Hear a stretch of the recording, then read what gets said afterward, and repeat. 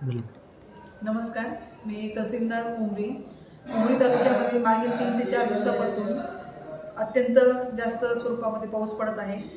उमरी तालुक्यात एकूण 4 मंडळ आहेत, महसूल मंडळ। त्यापैकी उमरी, सिंधी आणि धानोरा या तिन्ही मंडळामध्ये अतिवृष्टीची नोंद झालेली आहे। तिन्ही गावातील जे पिकांचं नुकसान झालेलं आहे, त्याचबरोबर गोळेगावमध्ये पण काही पाणी साचून नुकसान झालेलं आहे।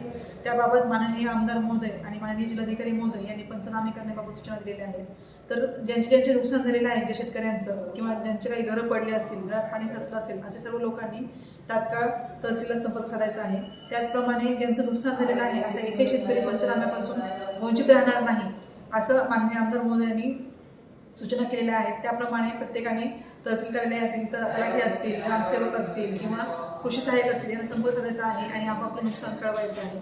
त्याचप्रमाणे जर कोणाच्या घरामध्ये पाणी साचलं असेल आणि त्यांच्या जीवनावश्यक वस्तूंचं नुकसान झालं असेल तर तिथेही आमदार महोदयांनी डायरेक्ट तुमच्या ज्या काही शासन निर्णयाप्रमाणे मदत असेल तिथे यायला सांगितलेली आहे। त्याप्रमाणे सर्वांनी आमच्याशी संपर्क साधायचा आहे आणि आमच्याकडून आवश्यक ती जी उपाययोजना आहे ती राबवली जाईल।